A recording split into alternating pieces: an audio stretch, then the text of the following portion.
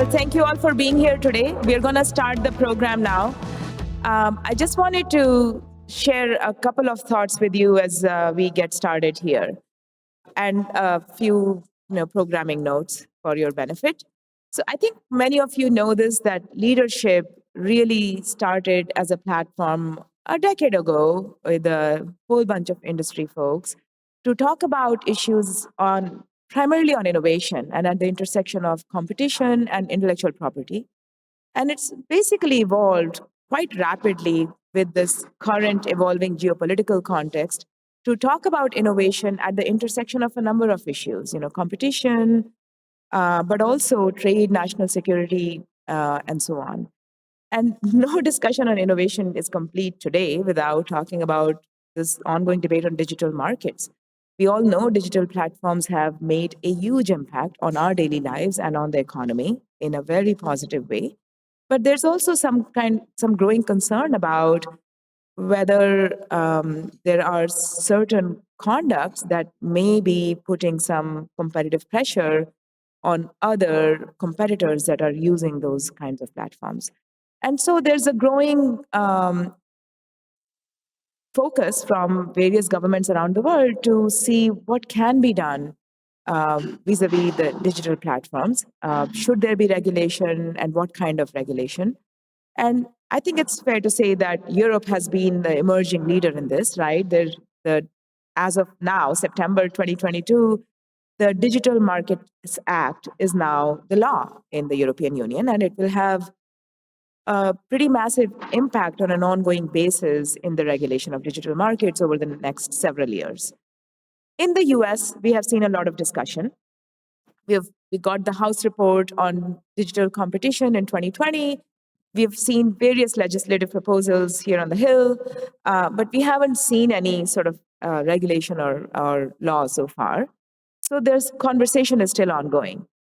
And that's why we are here today. And thank you all for being on the tip of the spear on starting this discussion, which I think is going to be an ongoing and a continued discussion in the US about what kind of regulation we need, what's the right approach, where's the middle ground, and what are the lessons, if any, we can learn from the European experience. So we are going to start the day with a panel of experts here in a moment, but I just wanted to sort of give you a quick run of show of the day. We have a panel on on digital competition and lessons learned from Europe. We have a fireside chat with our industry analyst and our expert from the European side, and then we have a panel on mergers right after that. We have in the room experts from various sides, various communities, right? We have antitrust experts in the US and Europe. We have industry analysts who have a sense of what's the impact of these kinds of conducts and potential regulation on the industry. And we have journalists in the room. The event is being live streamed right now, and it will be viewable online. So, there's a lot of people viewing this online as well. And we'll have lunch outside later. That's it. With that, I'll turn over to my colleague, Kushita, who will introduce the panel. Thank you for starting.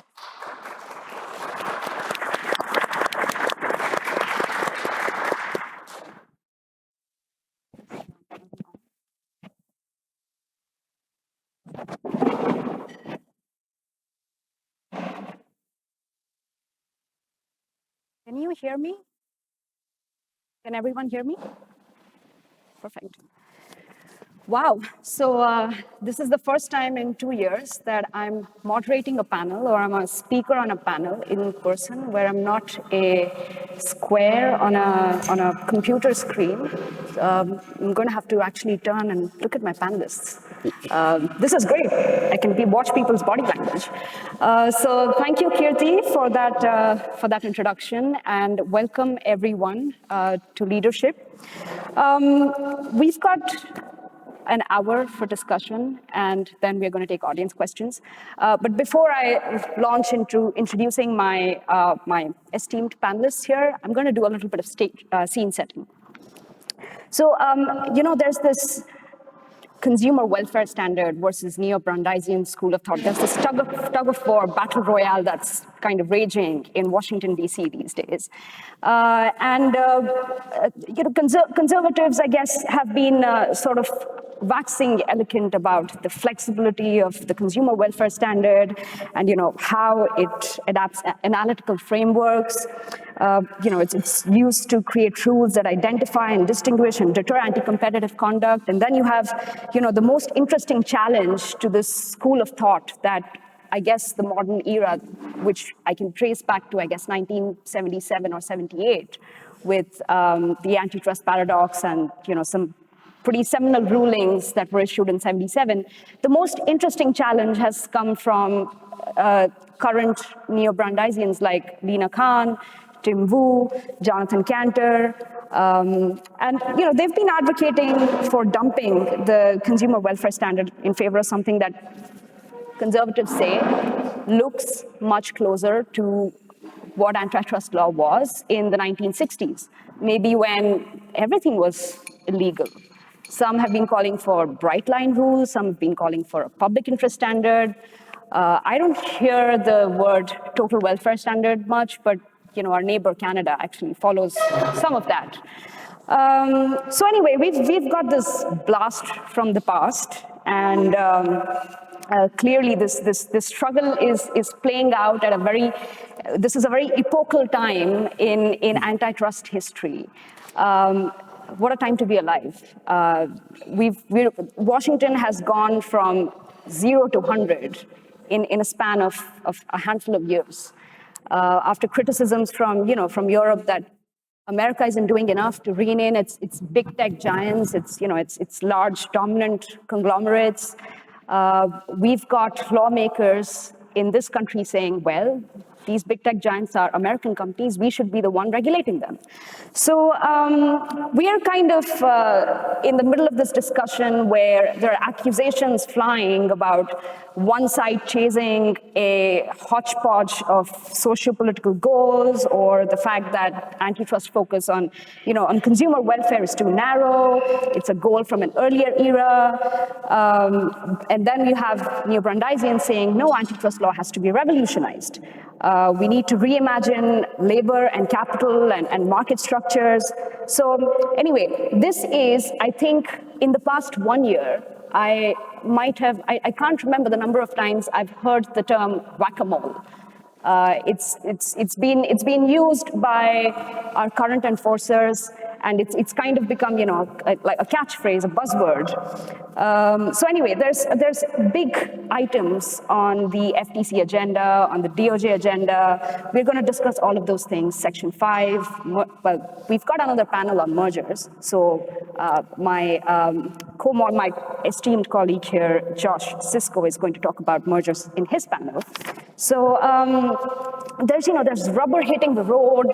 There's a lot happening at the agencies. There's a lot happening in states, in Congress, and we have the set of 5 bills. Well, actually, there's more than 5 bills, and we're going to discuss about what's happening with them. Well, one of them, which is the most controversial, has gone AWOL. So we're going to see some pretty interesting inputs from our panelists here.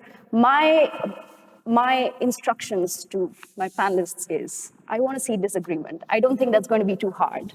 And I would like for there to be no awkward silences.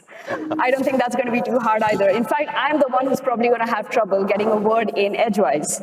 So, I'm going to now start with introducing Bill Baer. Who doesn't know Bill? Bill is currently visiting fellow in governance studies at the Brookings Institute, and he served as an assistant attorney general in charge of the US DOJ's antitrust division under President Barack Obama, and director of the Bureau of Competition at the Federal Trade Commission in the Clinton administration. His first tour at the FTC included service as an attorney advisor to the chairman and assistant general counsel for legislation and congressional relations. And when not in government, Bill headed the antitrust practice at Arnold and Porter in Washington, D.C. Alan, he's an antitrust lawyer in Brownstein's DC office, where he advises clients on mergers and acquisitions and represents clients before the federal and state agencies and Congress. He has experience in a range of industries, including media, entertainment, telecommunications, healthcare, and the high-tech sector.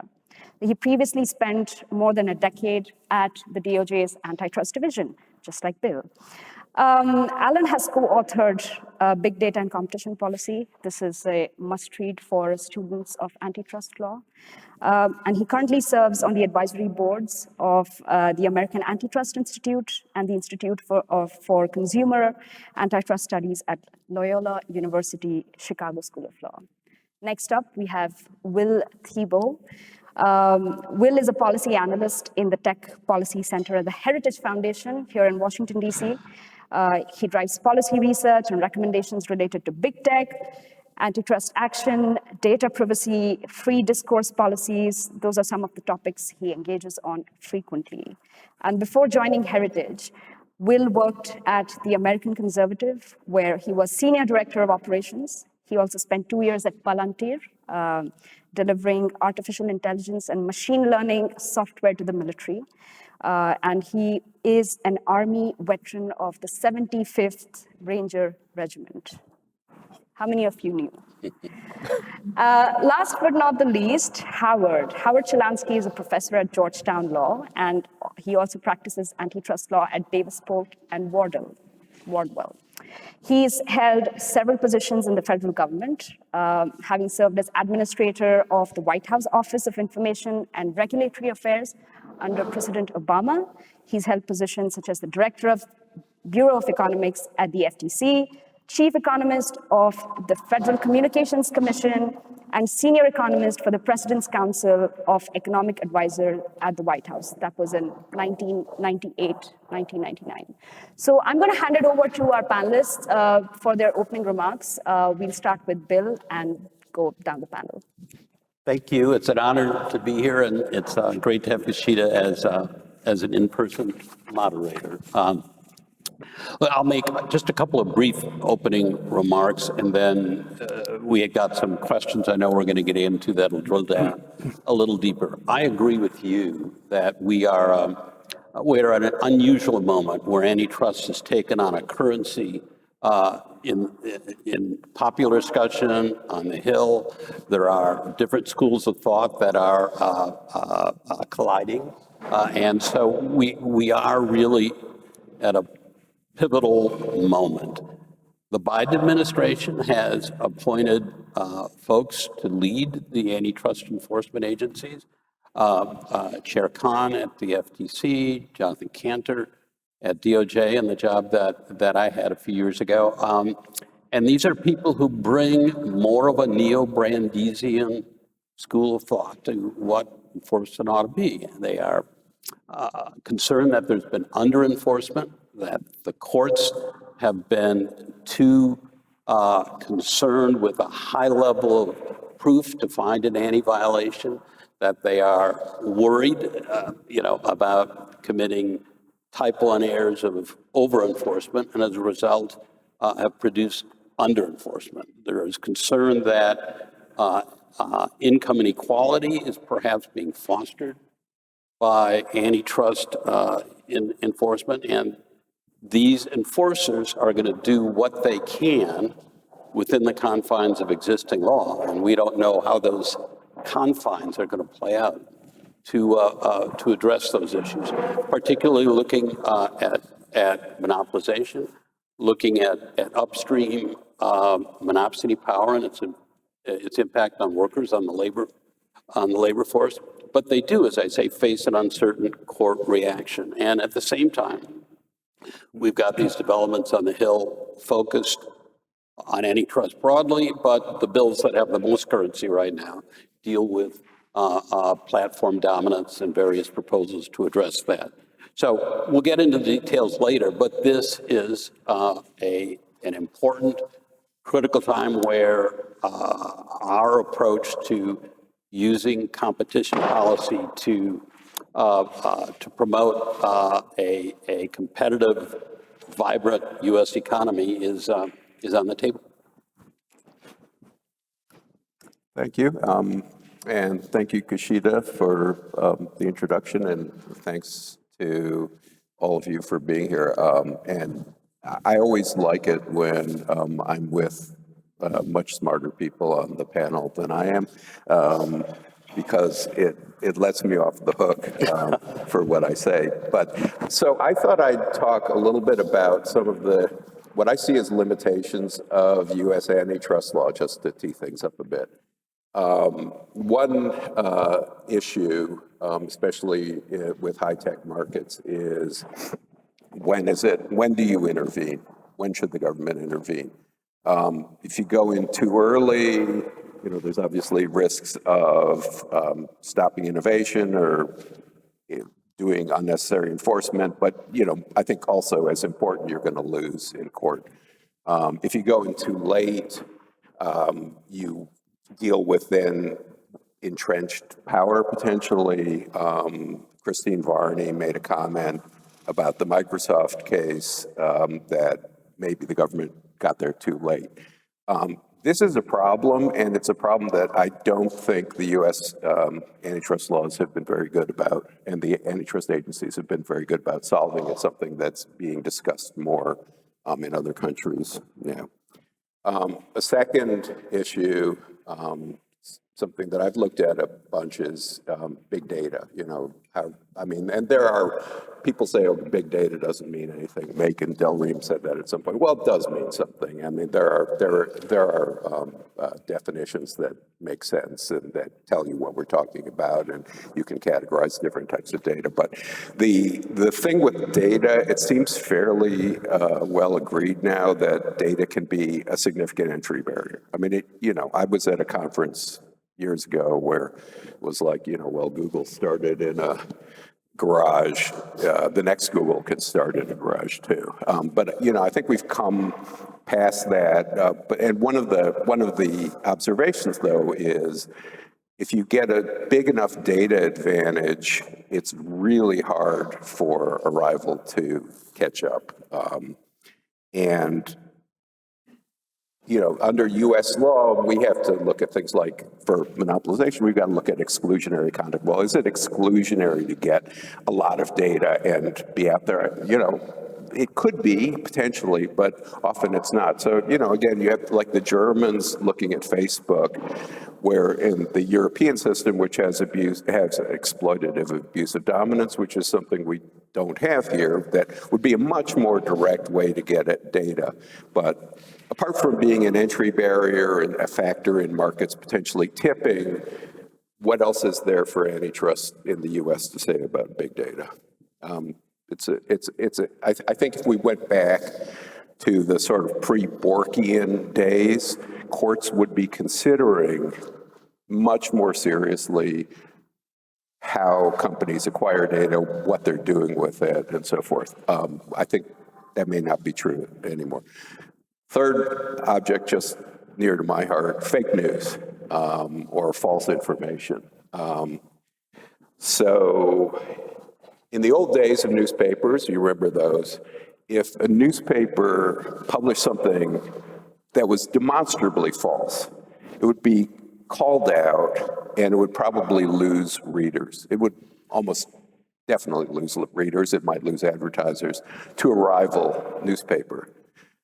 One of the issues that seems to be persistent with the, let's call it the non-newsroom platforms is, and with no editorial board, is that they seem to repeatedly run into problems with their algorithms generating false information, fake news, and maybe because it's free, maybe because there's no expectation of any quality, but where do people go? What's your choice? What's your choice? How do you vote with your feet in a situation like that, other than just get off of Facebook completely? And finally, I think this is where things may actually move in the U.S. We've recently had whistleblower testimony. We had Frances Haugen with Facebook. We had Mudge with Twitter, and the picture of like Haugen talking about Instagram and how algorithms rapidly would show teenage girls things that would exacerbate body image problems, potentially mental illness. The testimony of Mudge on Twitter having persistent, pervasive security issues, I think is shocking. But what, is there an antitrust angle there? I'm not sure there is. I think the discussion that I find most interesting, and so I'll throw one little bomb here, is the idea that maybe Facebook should be prohibited from taking advertising revenues for any service that's given to teens, period. No advertising revenues. Maybe that'll be the incentive you need to change the algorithm. And for Twitter, what about getting an FCC-type licensing authority? You know, you have persistent privacy security problems, you lose your license, you're out of business. Maybe that's what we need. Thank you, Alden. Yeah, good morning.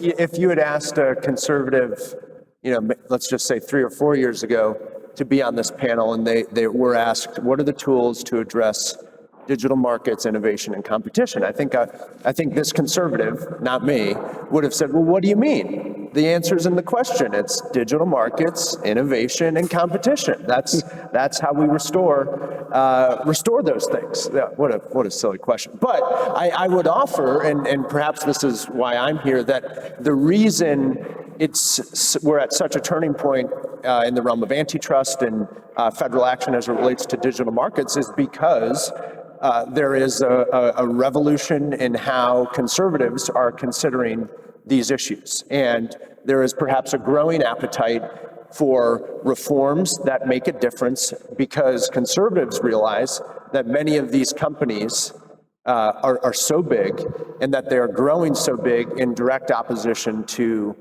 the conservative values that I think conservative voters hold dear. And there's still a growing segment, I'll get to in a bit, of folks who will say, but what about the free market, or what about corporate rights? And I think certainly what I want to recast and what the Heritage Foundation exists to reorient is the fact that the free market serves conservative values and American families, conservatives or not the other way around. American families and American values do not serve the free market. And that is the going-in proposition that I take to this kind of discussion. And, but I think interestingly enough, this might be a different panel 48 hours from now because Congress or the House at least, is going to vote on the Merger Filing Fee Modernization Act tomorrow, which is a package with the venue bill and a foreign disclosure bill, which represents kind of the beginning and the baseline, some would say even the bare minimum of what's necessary to give federal and state regulators the ability to check unchecked corporate and currently unchecked corporate influence in America.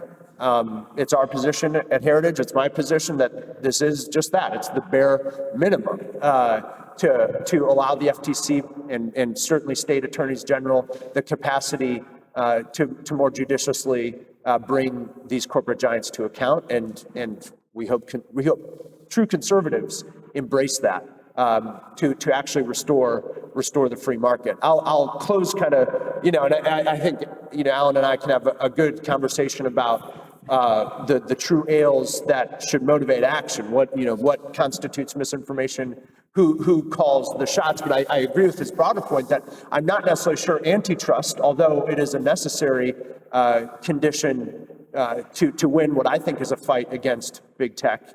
It's not sufficient, and there will be other things we need, I think, especially in the realm of protecting kids aggressively and some privacy legislation that brings us into the 21st century at the very least. I'll end this statement with a quote from Teddy Roosevelt's second address to Congress, not to cause any heart murmurs of, more true free market conservatives, but I think he offers us some guidance, whether you're conservative or not. He says, we are not hostile to them, being the wealthy. We are merely determined that they shall be so handled as to subserve the public good. We draw the line against misconduct, not against wealth. The capitalist who alone, in conjunction with his fellows, performs some great industrial feat by which he wins money is a well-doer, not a wrongdoer, provided he works in proper and legitimate lines. We wish to favor such a man who does well. Publicity can do no harm to the honest corporation, but we need not be over-tender about sparing the dishonest corporation. And I think these dishonest corporations know who they are, and we shouldn't spare them. Stellar. Howard. Wow. I think what you've heard from Will and Alan and Bill is that antitrust is at a very interesting moment right now, where two fundamental questions are being asked. With what force should we intervene in unregulated market activity? And against what criteria should we judge the performance of markets? And I think there's been a breakdown of a longstanding consensus on that, because the sort of underlying principles of antitrust, which would say we want to enforce only when we have high confidence that we are not making errors of over-enforcement. And we will judge the performance of our enforcement and of markets according to the narrow price theoretic criterion of the consumer welfare standard as it has evolved. I think both of those are breaking down. And I think that both of those consensuses are breaking down for the following reason. The underlying premise of favoring errors of under-enforcement over errors of over-enforcement was that markets would self-correct, monopolies would not be durable, and consumers would be better served by letting companies do the things that look consistent with innovation, with competition, with lower prices, because otherwise you risk locking into doctrine bad rules that will limit companies from doing things that benefit consumers. Well, I think there's been some question about how well that's borne out empirically as we've seen the rise of some of these large companies that are at least perceived to be extremely durable and extremely powerful. The second thing that I think people have begun to question is, and we heard this really, I think, loud and clear in what Will just said and some of the things that Alan just said, is what are the criteria by which we will judge the performance of these companies? Is it enough that prices are low and output is high? And when we start hearing concerns about the effects on political power, on power over the lives of workers, on environmental practices, all kinds of things that might emerge from bigness and policy being driven by the actions of relatively few, we start to think about a lot of things other than low prices and high output. And so I think the combination of at least a perception of increased monopoly durability and a greater appreciation of the effects that they can have on everyday life beyond the prices that consumers pay have led people to ask questions about whether or not antitrust has made a mistake in its longstanding presumptions about where we should pitch enforcement errors and what criteria we should judge market performance on. And do we need to have a fundamental rethink? And I think that's what's going on. I think it's very healthy.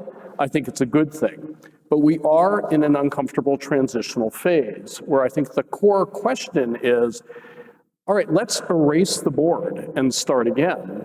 But throwing out what was there and asking the question doesn't tell us what the new answers should be. We do know that new values are coming into antitrust. Commissioner Bedoya's speech last week, where he said there's an overemphasis on efficiency. We need to bring back fairness. Okay, what does fairness mean? Does it mean going back to a sort of Alcoa era of thinking about fairness to small business and competitors, as well as efficient performance for consumers? How do we build that in, and where do we make the trade-offs? I think these are very hard questions. I think they are tractable as a matter of antitrust doctrine and as a matter of analysis. When you start to get to questions about content, misinformation, workers' rights, the health of our supply chain and our agricultural sector, we start to move farther and farther afield from what might be within even the feasible tool set of antitrust. And so there, I think some of the hard questions are, what should we be accomplishing through antitrust? Where should we be moving to other areas of policy to address some of these? And I think you heard that implicit in Will's very good comments about the power of corporations, Alan's comments about big data.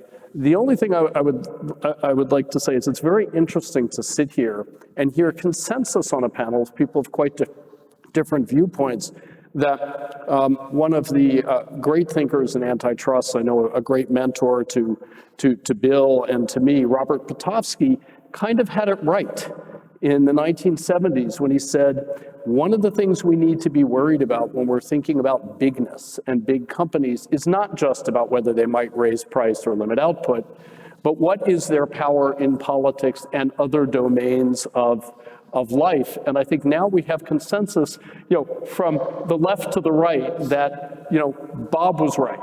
And how can now antitrust enlarge itself to still perform its core mission, but be attentive to some of those values as well?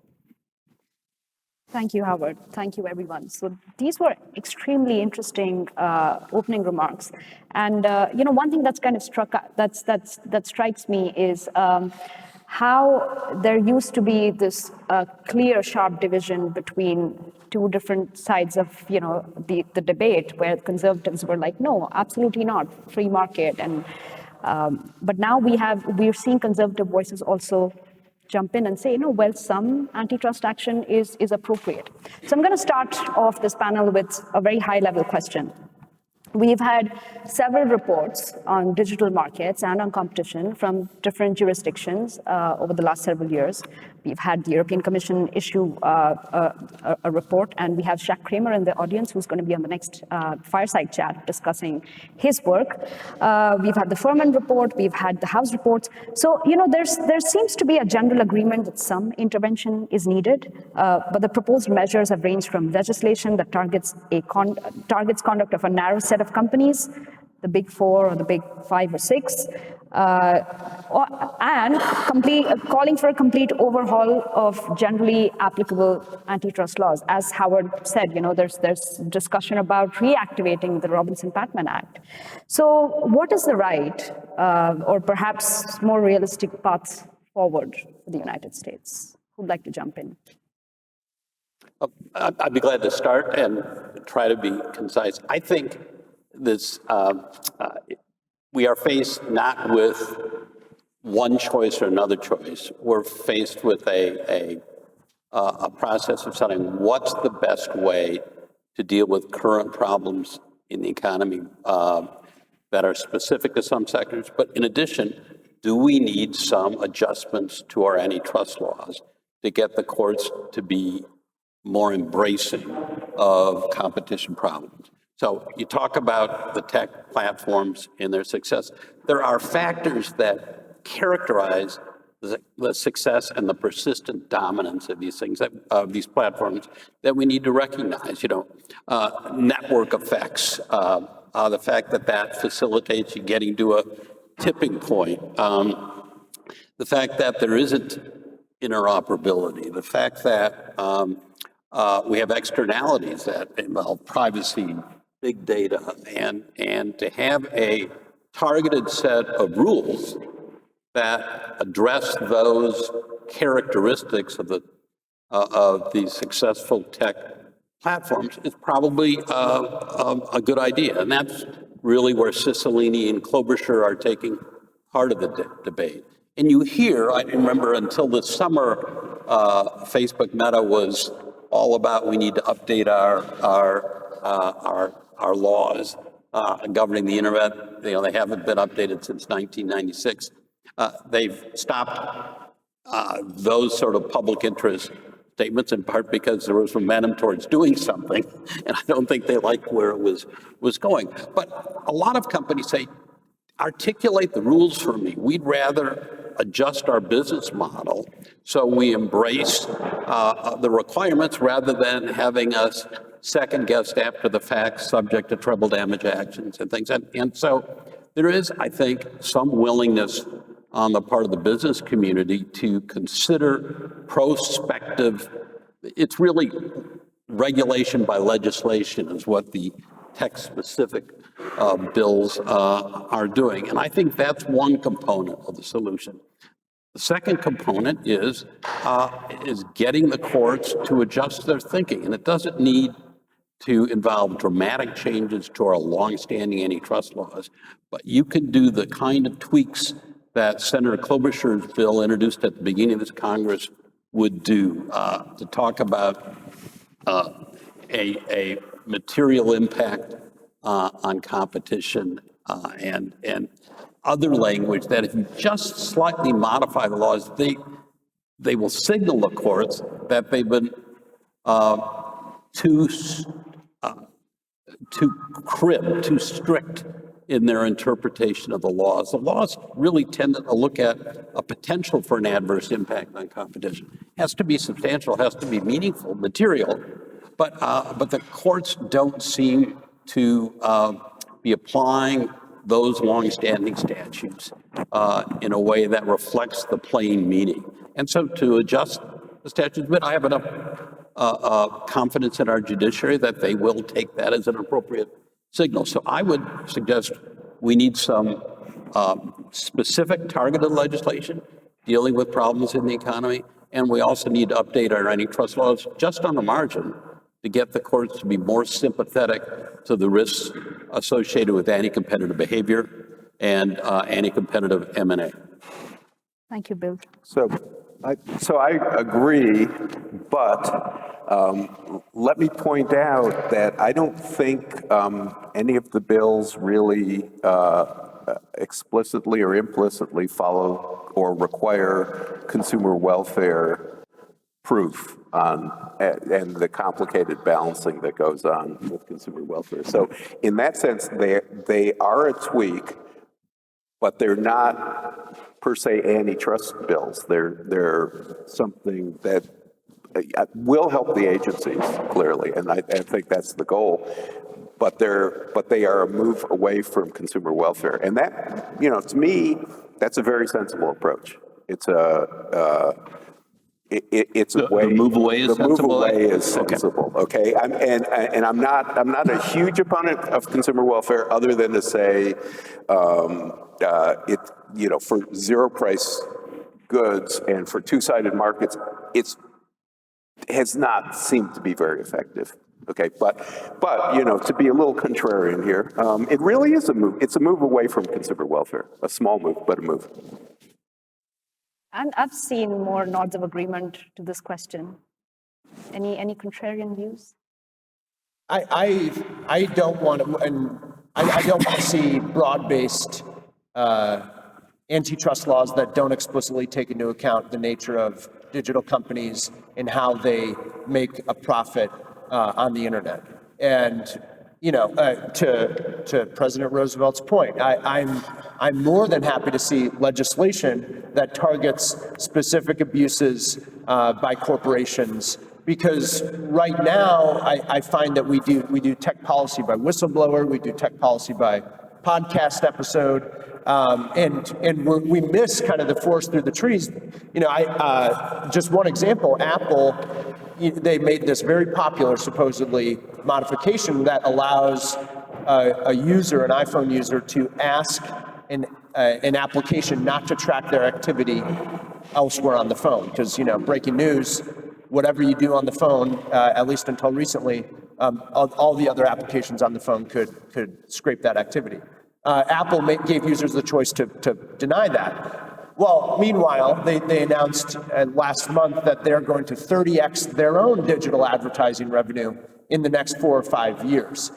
And so, we see these policy changes by corporations that don't amount to much of a policy change for themselves. And I think that's something worth considering, and why I think targeted legislation, and I think we'll talk about some of those bills, might be more appropriate, as opposed to just getting us down the 10-year path of legislation and new rulemaking, that I think, if not specific enough, will just lead different judges to have different interpretations over how vague laws apply to the internet.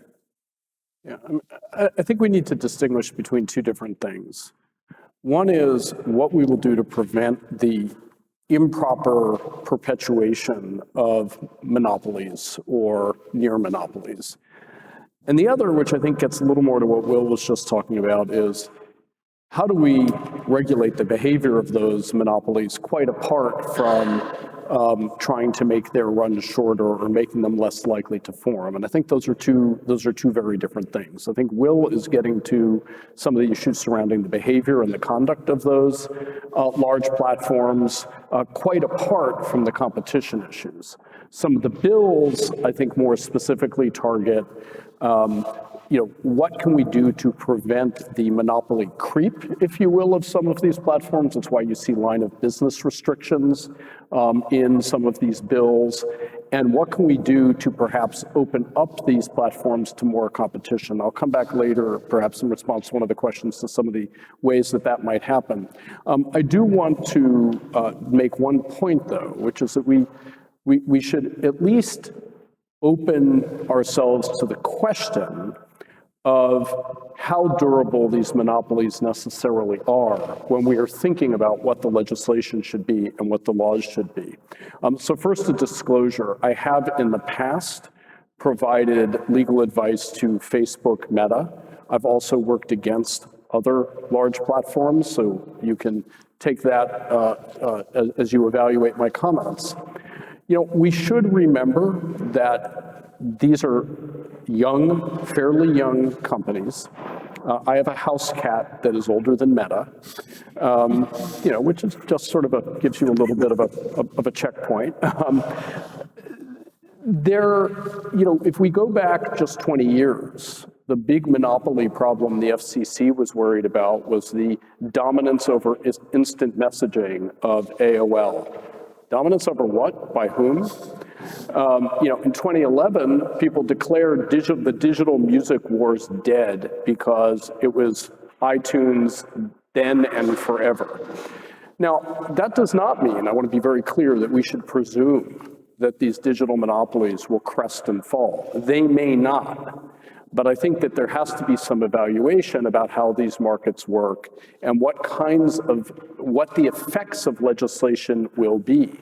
Because they may be, frankly, further to entrench certain aspects of these lines of business just as much as they might be to open them up for competition and set the innovation conditions that may lead to their fall and sort of cyclical innovation. Again, I'm not saying we should presume that they will fall, but I think we need to think hard about the policies that come into play, and there will be a difference in the policies' effects depending on what we're trying to do.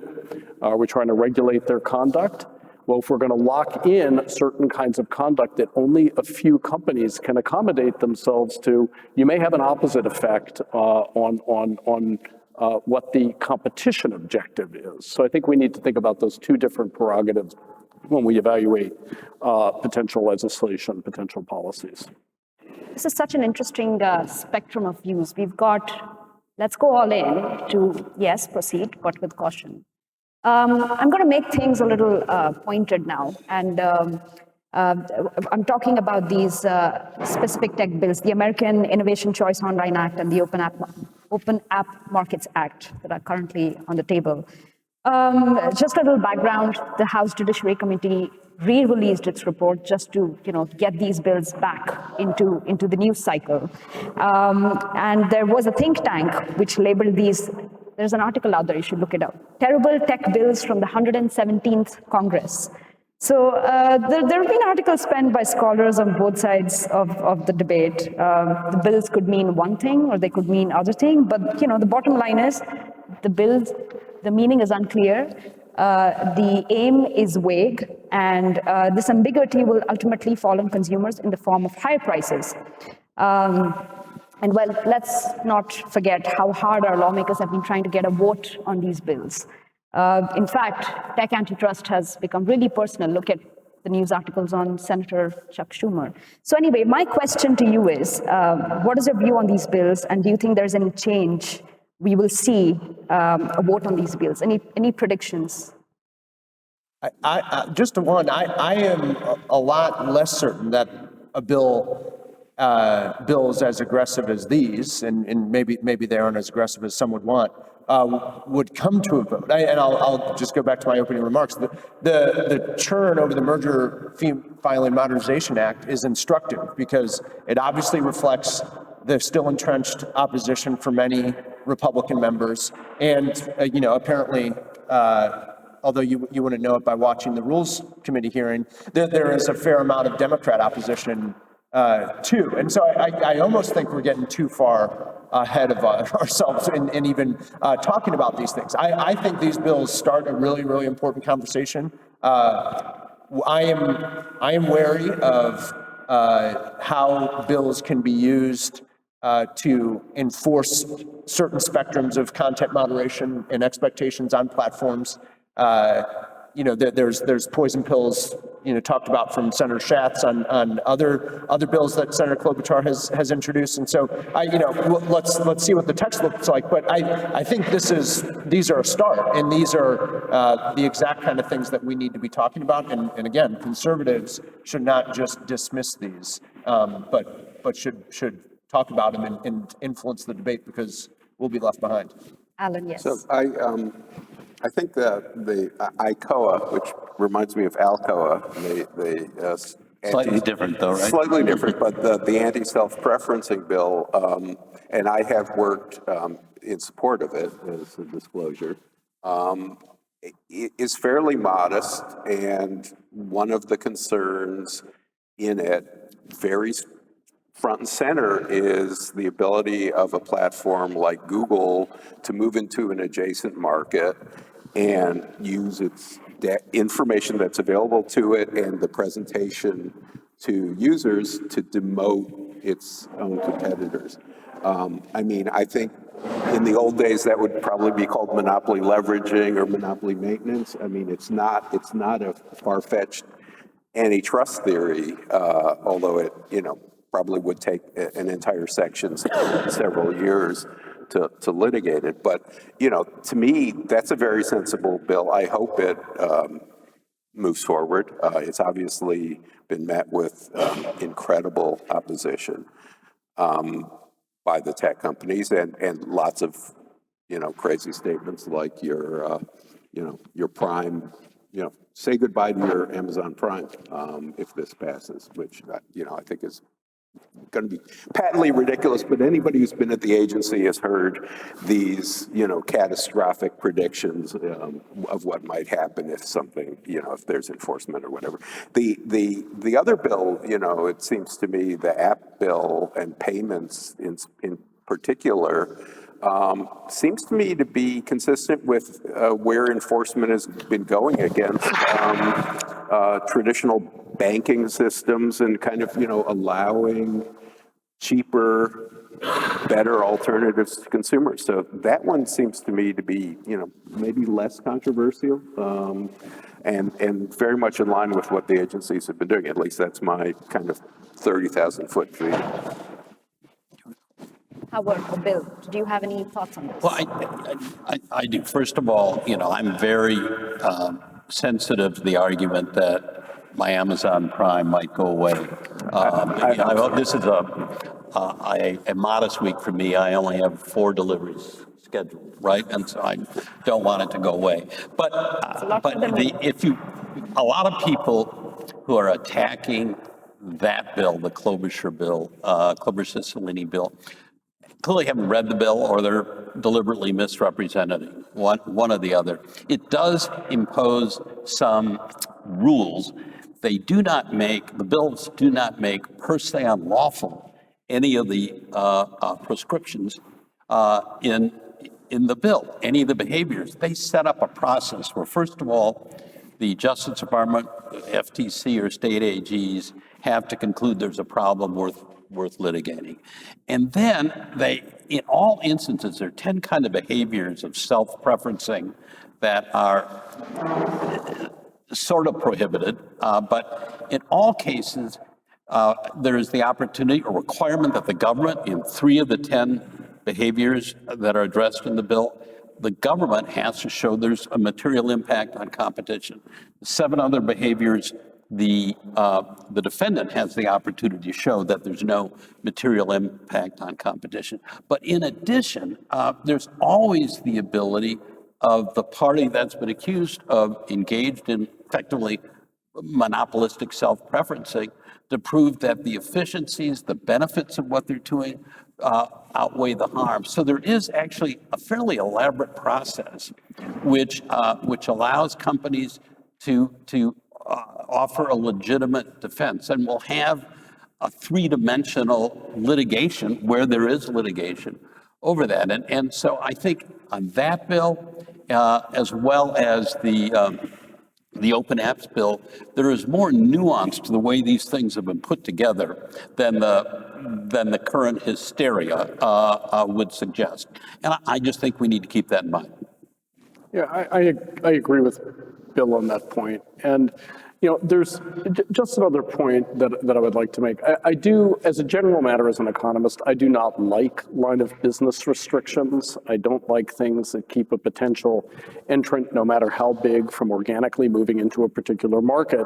Although I'm very sensitive that in a world where we are talking about firms that maybe don't just have big market share, but are themselves an ecosystem, those kinds of entry can be more fraught and can have a broader impact on the competitive environment in the markets to which these companies are moving with their various advantages and related businesses. So I think those kinds of adjacencies matter, and I think we need to think hard about those. But as a general matter, what I would like to see more of in the policy thinking is sort of clear interoperability rules, such that you are perfectly free to build and benefit from network effects and to provide these tremendous benefits to consumers.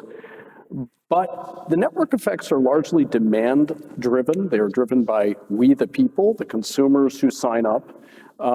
They often, I don't want to say that winning a network race is purely luck. It's not.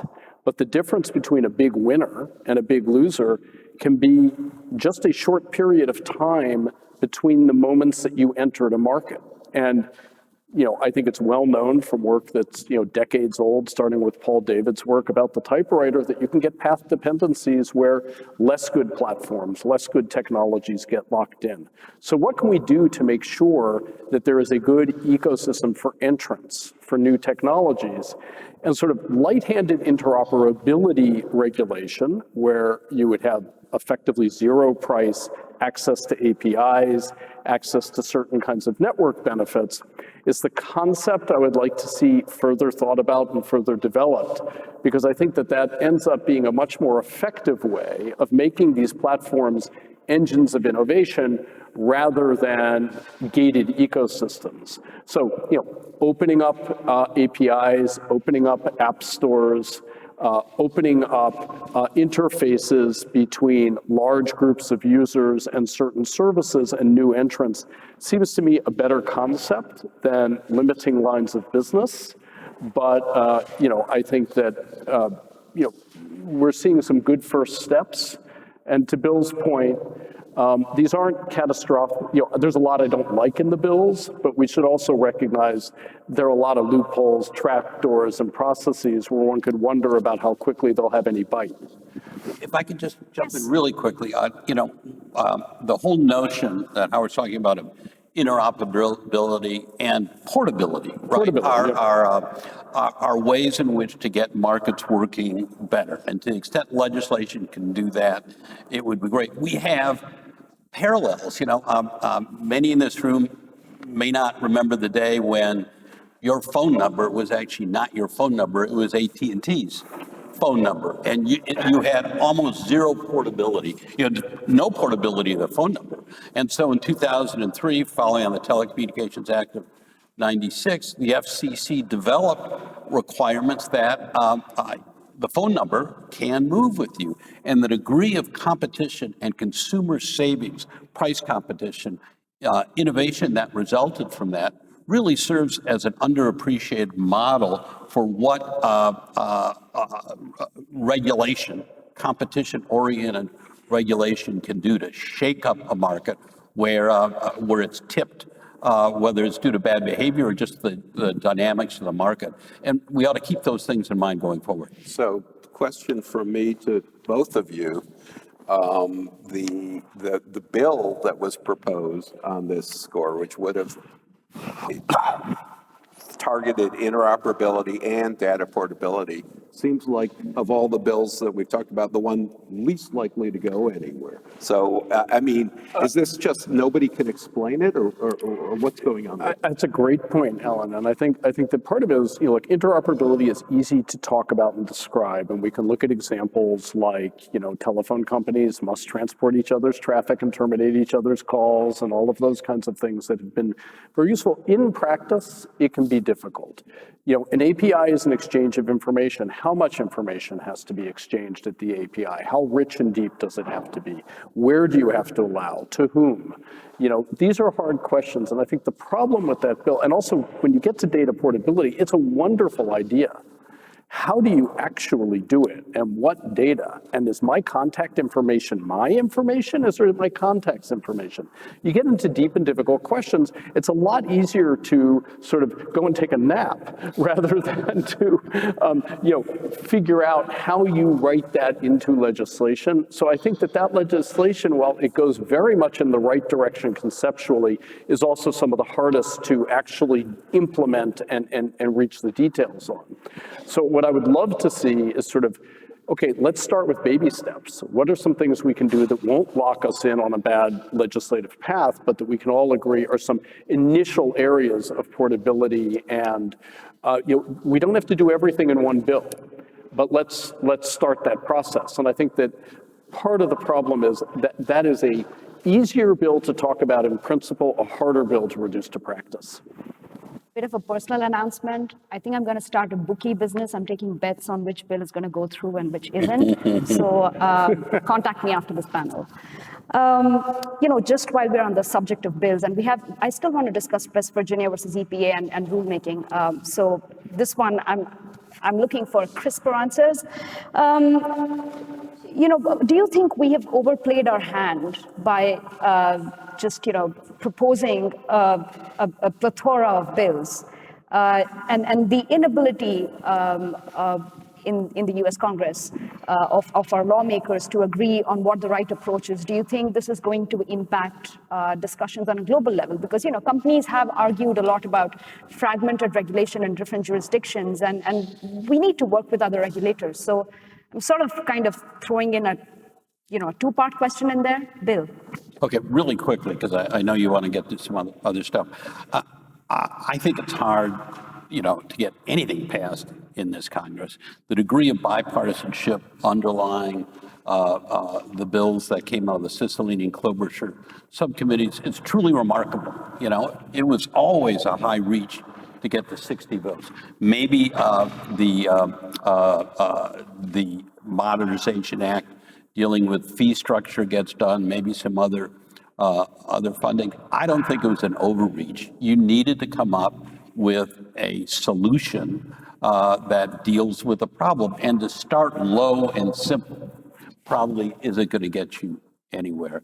I do think that it'll be interesting to hear our next discussion on the DMA, the degree to which that becomes, and similar regulation in the UK becomes a model from which we can learn both the good and the bad that comes out of that, and that will inform the next round of debate. To Bill's point, any thoughts on the DMA? Is there anything we could learn from our European colleagues, or do you think that they've kind of, taken a very hard line? I worry they've overplayed their hand, kind of to the discussion previous on interoperability as opposed to portability. I do think, and I imagine most conservatives do in this day and age, that there is a public interest in providing encrypted, truly private messaging between citizens. And I think to the technical question that is ever vexing for policymakers of how an API can be open while maintaining an encrypted messaging application's encryption and privacy is one that I'm not sure that the EU has solved. I'm no DMA expert, but I do think it's a worthy discussion to talk about opening up application stores and kind of fixing some of the abuse of price and data control that frankly a company like Apple can exhibit. But to me, this highlights why any antitrust action must be paired with a reorientation of how we think about consumer data and whether or not data can be conceived as our property, something that we own, because by virtue of us, diving headlong into the internet age is, just by again, by virtue of having a phone, everything about us is farmed out to other companies because we signed some arcane terms of service. And yeah, I'm okay with some tepid, modest action, but we need to seriously think really soon about how that dynamic exists between people and companies and the government. I for years would say, while the rest of the world was moving forward and the U.S. was not engaging on these issues, that we're at risk of not having a seat at the table in the decisions, and the decisions would be made by default, and that wasn't a good thing. I mean, the U.S. has historically been a leader in these areas, but when it came to big tech, it seems like it, for a while, fell off the charts. I think 2019 was really the turning point when the various reports came out, which built on each other and which were similar in some significant ways. So that, so we could reclaim a seat at the table. I do worry, as Bill said, that getting legislation of any sort passed is so difficult in this Congress that we may have a seat at the table, but again, the rest of the world may be determining where this all comes out. I'm going to jump to rulemaking now. One of the first things that FTC Chair Lina Khan did was rescind the Section 5 statement, policy statement on unfair methods of competition. There's going to be a new Section 5 statement soon, but she wants to do a lot more. She wants to reactivate the Robinson-Patman Act. I think in one of her speeches a few months ago, she said, I think there are really still basic questions to be engaged in regarding how we distinguish fair from unfair methods of competition. Now, I know there are auto liberals in this room, perhaps even on this panel. And I know Howard and Alan in particular have some pretty strong thoughts on this. So would you care to explain why you're in favor or not of this? Do you think there's an in-between, or do you think, rulemaking should be very targeted at specific business models or, specific companies? So I'm a big Lina Khan fan, so let me start with there. Woo Khan Cantor, I wish I had the mug. The coffee mug, yeah. The coffee mug. And I admire what she's doing or trying to do, but I am also a longtime antitrust lawyer, and I'm very suspicious of regulation. I think all you need to think about is Mark Zuckerberg saying, as Howard mentioned, I think, right, please regulate us. And that says it all. Regulation leads to capture. It often leads to greater entry barriers. It has many faults that certainly Howard, I think, is most expert sitting here. So I'm skeptical that regulation, heavy-handed regulation, is the right way to go. I want to hear from Howard and then Bill about this, because I know both of you would have different things to say. Yeah, I mean, look, I think that there's a good normative case for the FTC having unfair methods of competition rulemaking. I think there are particular problems for which clear ex-ante rules of the road would be very helpful. And I think there are particular industrial problems, some of them related to large platforms and perhaps interoperability, where I think there is a real case for taking an ex-ante regulatory approach as opposed to an ex-post sort of antitrust case-by-case approach. So it's a normative matter in limited context because of all the issues that Alan mentioned. I really do think that there are grounds for giving the FTC careful, focused, targeted authority that would survive review under the major questions doctrine of West Virginia against EPA. On the positive case of whether or not the FTC today has that authority and is able to activate an unfair methods of competition agenda to vindicate a new view of Section 5, I think the FTC needs to proceed very carefully, partly because of West Virginia against EPA and the Axon case and a variety of other cases that seriously question their administrative authority.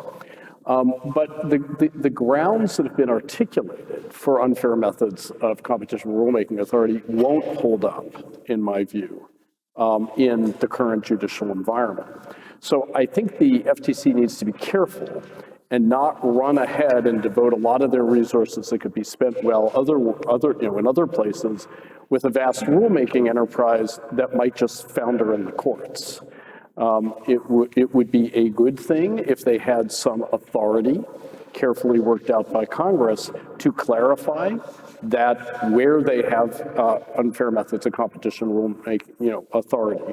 So I might differ a little bit with Alan in that I don't think normatively there's an absence of a case for such authority.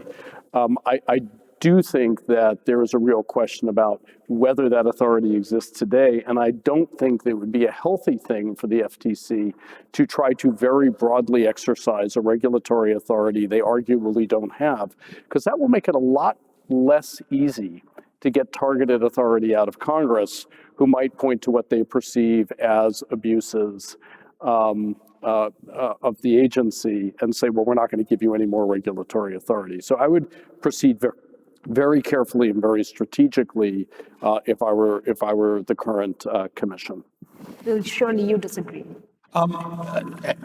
Unfortunately, no. But let me elaborate a little bit on that. Number one, I do think there is some uncertainty about whether the FTC has competition rulemaking authority. There's one case decades ago that suggests they do, but they haven't put out any rules. It's a little untested. Would it survive this environment? I don't know. For them to go ahead and try it, to do something that addresses non-compete agreements, a narrowly focused rule, see whether it holds up, that is legitimately part, I think, of a strategy of the FTC to advance antitrust enforcement. But I separate that, the rulemaking part, from the withdrawal of what constitutes an unfair method of competition policy statement.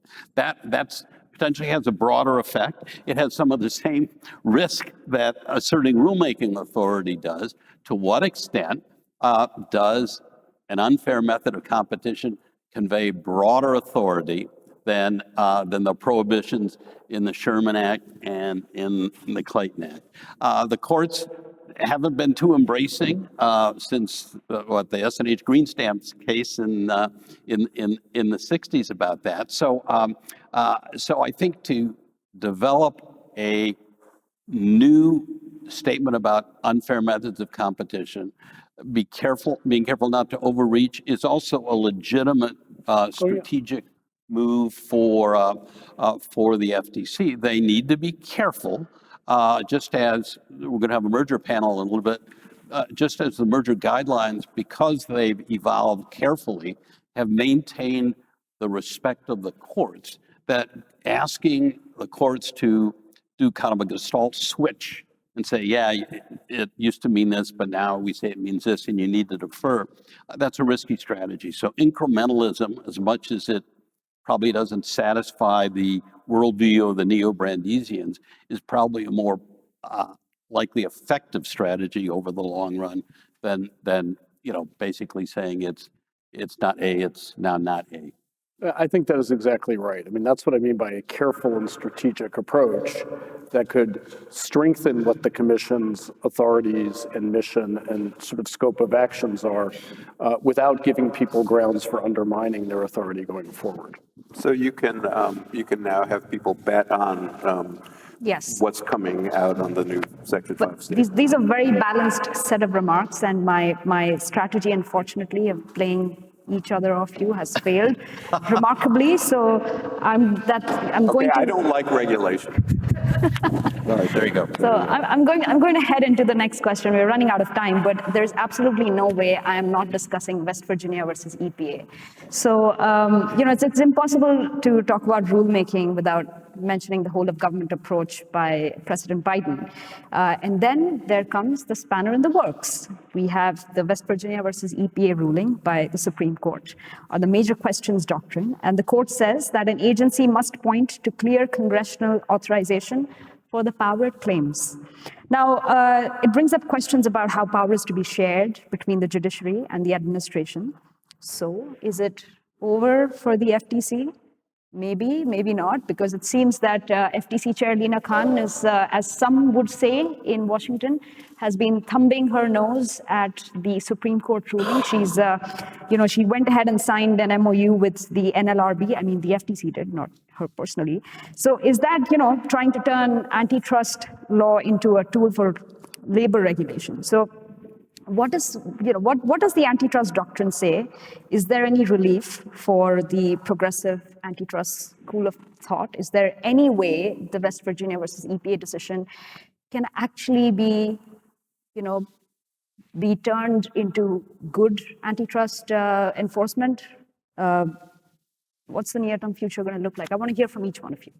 I'm just going to jump in. Yes. As the layman, you could say. To me, again, as someone who doesn't practice or necessarily even appreciate the intricacies of the history of this law, I want my representative to be accountable to the laws that they should change. And I appreciate what Lina Khan has done for the conversation surrounding antitrust, but I know she's not necessarily a friend of mine or of Heritage's. But I do want laws to tie to FTC action and vice versa. And that's what I appreciate about the decision. But I guess I only appreciate it insofar as that the laws get changed. And that's where this is a question of politics, because I want our politics to be reinvigorated with protecting that proper orientation of free markets and our values that I talked about, because I don't necessarily think that an administrative state run amok can do that. And I want to see the people that we vote for do it for us. Howard. I don't think that West Virginia against EPA can be helpful to good antitrust enforcement, but I don't think it necessarily has to get in the way. I don't see any harm with an independent agency, signing a certain kind of MOUs with an executive branch agency if it's going to allow flow of information that will enable the FTC to bring legitimate criteria related to labor markets into its antitrust enforcement. And to the extent that the antitrust enforcement pertaining to those labor markets benefits from the relationship with the NLRB and leads the FTC to actually do better in enforcing in those markets, I think it's a good thing, and I see no conflict with West Virginia against EPA. Similarly, the whole of government approach in the executive order, what President Biden is ordering the agencies to do is to use the existing authorities Congress has given them to perform the competition regulating function in conjunction with the FTC and the DOJ. I see no problem with that, and I see no constitutional issue, and I see no contravention of West Virginia against EPA so long as those agencies are working within reasonably well-defined authorities that Congress has given them. Come on, Howard, I thought you were going to say, well, this government wants to do too much. Lena Khan wants to do too much. I'm so disappointed. But Bill. So, That's his job. that's right. The brilliance of the Biden competition executive order 14 months, 15 months ago is that it recognizes that so much of our economy is regulated.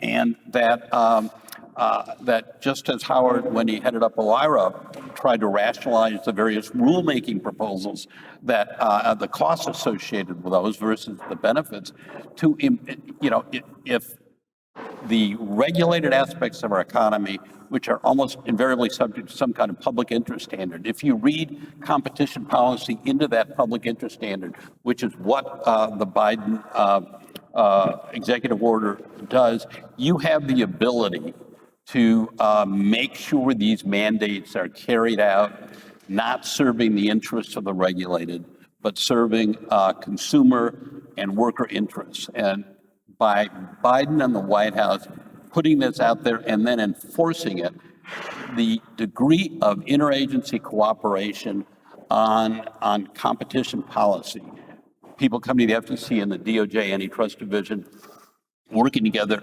it's remarkable. There's been some publicity about this. Brian Deese, the head of the NEC, gave a speech in July that lays out some of it. But this is potentially the most significant pro-consumer, pro-worker, pro-competition act of a president in my lifetime.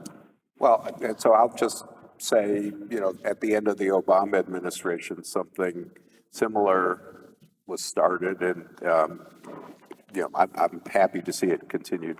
It was supposed to be continued in the Clinton administration. Yes. And that didn't quite happen. I understand. Kirti, do we have time for questions or do we need to move to the next? Okay. 2 questions? Yes, okay. So do I see any hands raised?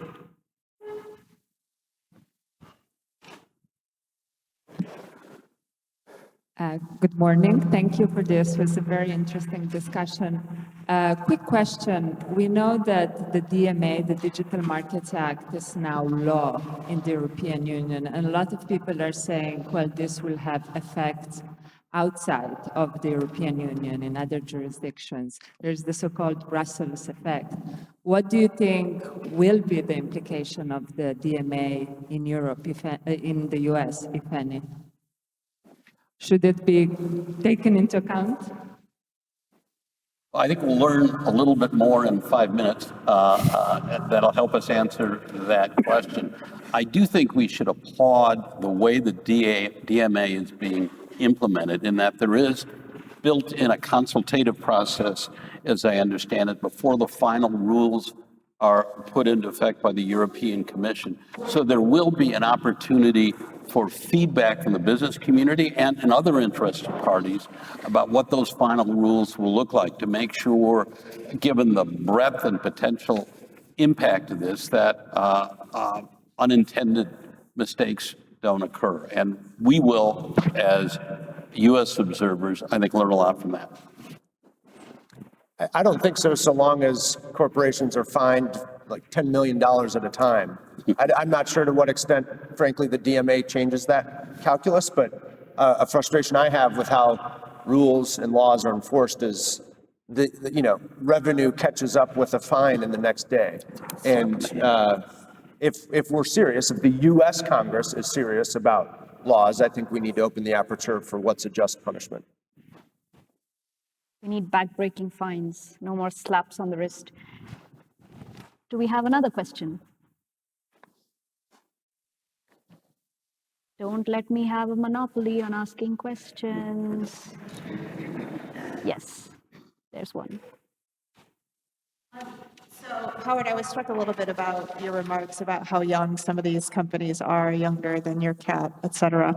I just wonder about some of the strict criteria that are in ICOA and how applicable that law, if passed, would be sort of over the long haul, given how dynamic markets are. So I think about Meta, who I think has actually fallen out of the criteria now. I think about that being largely in part due to TikTok. So like, right, these markets are really dynamic. And so what about like Walmart, for example, which is probably very close to meeting the criteria. So I just wonder if this sort of, I view it sort of as like an ex-ante regulatory approach is really sort of capturing what we want to capture, given that we can't even really latch on to what we think are the problematic companies or behaviors. Yeah, so it's a great question, Julie. I think there are two issues there. One is what the law requires and whether that will be relevant to companies that are caught by the criteria. And we should certainly make sure that the requirements are ones that we think are sufficiently robust that even as markets change, they'll be applicable to firms that meet their criteria. The second has to do with the criteria, and I think the criteria for being covered by the statute are not as well thought out as at least some of us might like. There are companies that are massively powerful within their segment, yet are not going to be caught by these criteria, even though their competitive consequences may be far greater than some of the firms that are.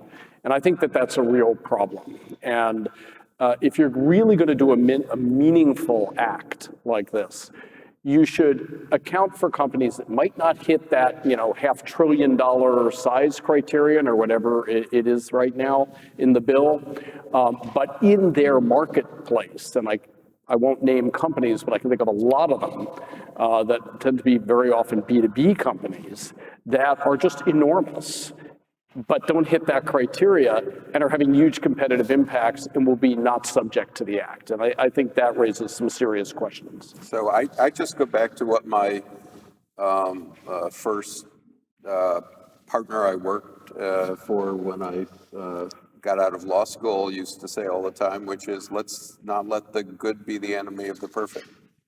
There are going to be problems however this bill is structured, and there are going to be objections, and there are going to be some legitimate objections. But you have to start, and you have to move forward, and I think the bill as written is a sensible way to do it. So I wanted to thank all our panelists and our audience and the very intelligent questions. Thank you very much for listening to us, for sharing your insights.